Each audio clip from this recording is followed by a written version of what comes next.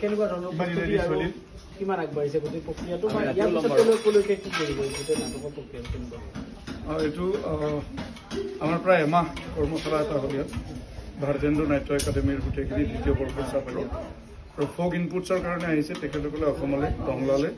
আৰু দৰঙৰ আমাৰ যিটো খুলীয়া ভাৱৰীয়া লোকনাট্য শৈলী সেইটো প্ৰায় নোহোৱাই হৈ গৈ আছে এতিয়া আৰু সেইটো কাৰণে আমি ভাবিলোঁ খুলীয়া ভাৱৰীয়াৰ ওপৰত কাম কৰা হওক আৰু ৰাৱণ বধ নাটকখন আমি কৰিম খুলীয়া ভাৱৰীয়াৰ আৰু অসমীয়া ভাষাত হ'ব খুব কষ্ট কৰিছে ল'ৰা ছোৱালীখিনিয়ে কোনোদিন নুশুনা ভাষা এটা যিটো মাতৃভাষা নহয় তেখেতসকলৰ তেনেকুৱা এটা ভাষা তেখেতসকলে খুব শুৱলাকৈ কৈছে যথেষ্ট কষ্ট কৰিছে আৰু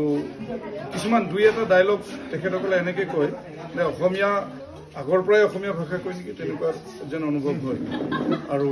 খুব ভাল হৈছে অহা 29 তাৰিখে আমাৰ প্ৰস্তুতি হ'ব সন্ধিয়া 6টা বজাত আৰু ইয়াৰ পিছত দিল্লীত হ'ব অসমীয়া ভাষাতেই 3 ফেব্ৰুৱাৰী তাৰপিছত অযোধ্যাত হ'ব 7 ফেব্ৰুৱাৰী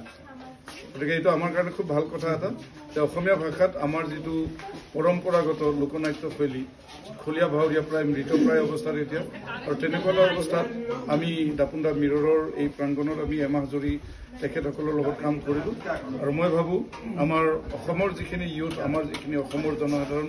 তেখেতসকলেও এই খুলীয়া ভাৱৰীয়াৰ ওপৰত গুৰুত্ব দিয়া উচিত।